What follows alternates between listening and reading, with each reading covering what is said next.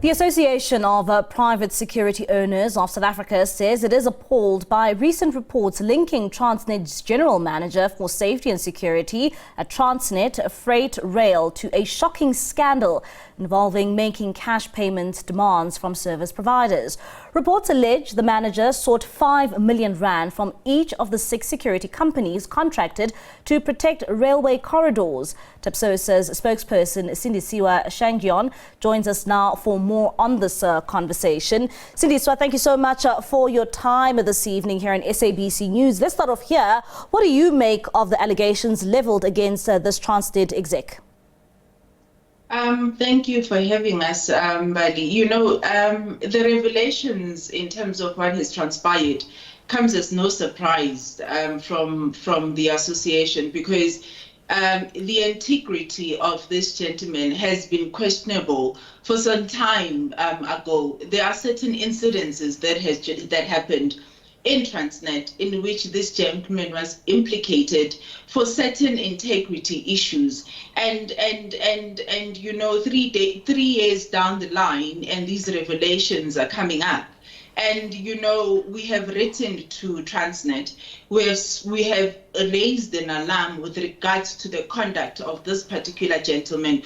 And for the longest of time, nobody was heeding our call. In fact, the first time that we actually raised an alarm, he was suspended. And for some reason, he actually came back to the fore and parachuted to actually attain a certain position, that the responsibility of that position is to really safeguard and provide an oversight over the safety and security of Transnet.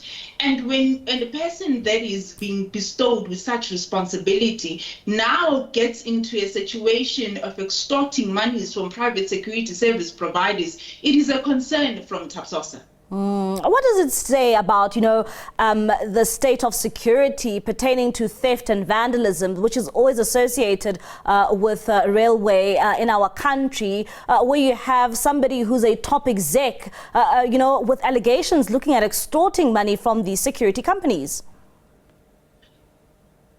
The protection of a critical infrastructure is very important, Mbali. And where we are sitting, we believe that, you know, the state of security in terms of our infrastructure is very important. And therefore, when you have somebody that is actually bestowed with a particular responsibility of ensuring that there's an oversight with regards to this particular responsibility, and you find such situations actually happening, what does it say? It says that it puts the Transnet into a vulnerable state, because can you imagine that those people that he's extorting money from, their operations are actually compromised, which directly says that Transnet as well is going to be vulnerable, simply because of these type of extortions that are actually happening in Transnet.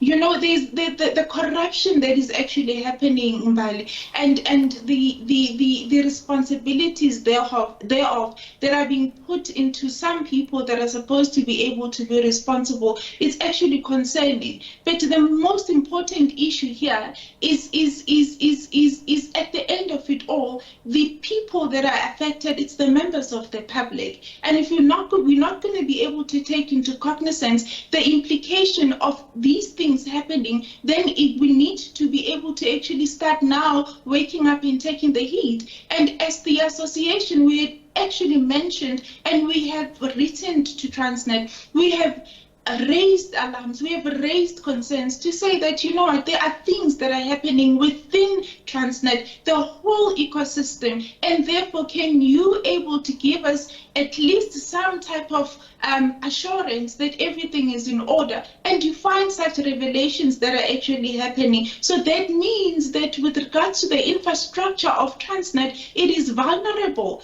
And for it to be vulnerable, it poses another question whether really the people that are bestowed there for a right reason. How does this even begin to threaten our economy? Because, I mean, this is a ripple effect. It's a web here. And, where Transnet is responsible for freight in our country, when you look at the ramifications of something of this nature, and particularly with Transnet and its infrastructure, how does it begin to affect our economy? If you look at the rate of the risk that is actually involved, if this is not put to the attention, and if this is not really curtailed, you should actually understand that with regards to the economy, it's got a serious effect, because Transnet is very important with regards to providing a particular services to members of the public. And therefore, with regards to the economy, can you just imagine the implication if there is vulnerability and there is a risk that is involved with regards to certain actions that are actually happening within Transnet that has been happening for over the years, and nobody is actually taking heed of it. And you escalate these matters, and you actually indicate as well that the implication of it with these private security service providers that are extorted money, they are employing people as well. Now it goes to issues of indicating that there's also issues within the private security industry itself because of exploitation practices and compliance practices. If this gentleman is extorting money from private security officers, that means that the people that are supposed to be benefiting from these particular services are going to be compromised. Then what happens to the economy? Then what happens to the infrastructure as well? But this is a serious concern because it's got a rippling effect. It starts from the top, then it goes down. But when it goes down, it goes to the members of the public. Then can you just imagine the vulnerability? Because you've got certain responsibility as well as Transnet to ensure that whatever that you are putting in terms of the services that you are actually providing, they do serve what they actually need to serve. So if there are people that are dependent on exactly the transportation that you're actually saying that is provided by Transnet, and if it is compromised, can you just imagine what is going to happen with regards to the economy of this country? We cannot be able to sit back and as corporate citizens and see things happening and not be able to actually speak up as members of the public to say, hey, look at this thing, what corruption is actually doing. And, Sindiswa, I also wanted to ask you, what will you as TAPSOSA be doing to continue to raise the alarm and highlight, this issue, particularly to Transnet? Mbali, we are not going to stop. Mbali, we are going to raise issues. One of the things, we've got a responsibility, and our responsibility is to make sure that when there is irregularities, when there is corruption, when there is extortion, when there are things that are actually not going with regards to the procurement system of Transnet, that we actually make sure that we raise an alarm about it. We are not going to be keeping quiet. What we're going to be doing is that we're still going to be keeping on knocking on those doors of Transnet. We are still going to be writing those correspondence until somebody actually gives us an audience so that we can be able to sit down and be able to actually show them exactly what has happened.